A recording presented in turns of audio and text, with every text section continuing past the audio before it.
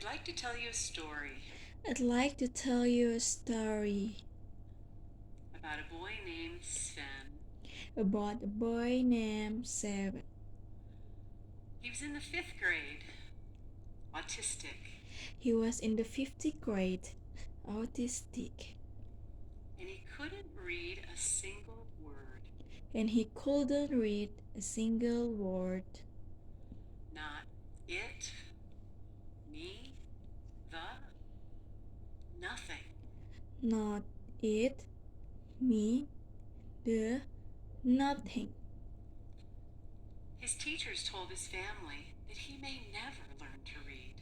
His teachers told his family that he may never learn to read. With my simple reading program, With my simple reading program, I taught Sven to read. I taught them to read. My story begins when my daughter was in the first grade. My story begins when my daughter was in the first grade. She was a challenged reader.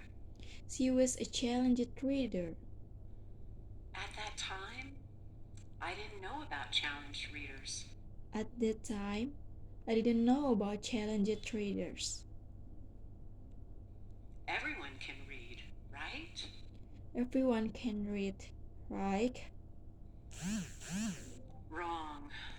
Wrong. According to the U.S. Department of Education, According to the U.S. Department of Education, last year, 19% of high school students in America last year, 19% of high school students in America graduated unable to read above a third grade level. graduate unable to read above a third grade level, Which is considered functionally illiterate. which is considered functionally illiterate. That's nearly 1 in 5 students. That's nearly 1 in 5 students, Or 500,000 new graduates. or 500,000 new graduates Each year. each year. How can anyone graduate high school not knowing how to read? How can anyone graduate high school not knowing how to read? Teachers are doing everything they can to help these kids. Teachers are doing everything they can to help these kids.